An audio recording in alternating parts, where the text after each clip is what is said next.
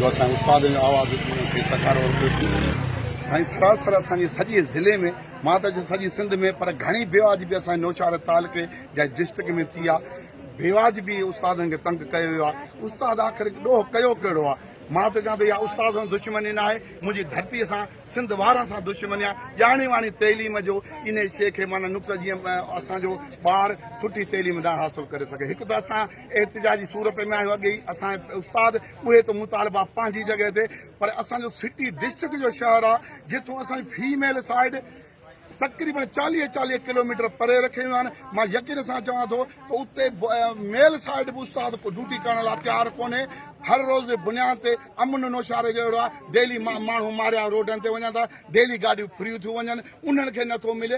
हीअ असांजा female side पंहिंजे सिटीअ जा स्कूल छॾे ॿारड़ी में कीअं वेंदो। उहे स्कूल ॾिना विया आहिनि जेके बॉइज़ स्कूल आहिनि। यकीन उहे स्कूल वधि में वधि स्कूल उहे आहिनि जेके छप्पर मनह में हिन दौर में बि उते बॉइज़ उस्ताद पढ़ाए रहिया आहिनि। त हाणे उतां कढी जिथे को सिस्टम कोन्हे, पाणी जो सिस्टम कोन्हे, बाथरूम कान्हे, यार इहो त ज़ुल्म आहे। हिन असांजी फीमेल साइड औरतुनि सां 50 साल खां मथे भेनरियूं ऐं बॉइज़ में कढियूं वियूं आहिनि। असां इन शइ खे पेटे हल्फ रद्द करे थी। अगर ऑफिसर डायरेक्टर साहब इन शइ जो नोटिस न वरितो या ऑर्डर वापसि न कया विया, यकीन असां पेटे हलफ हाई कोर्ट में वेंदी ऐं असां पंहिंजो हक़ छीनी वठंदासीं इंशाअल्लाह।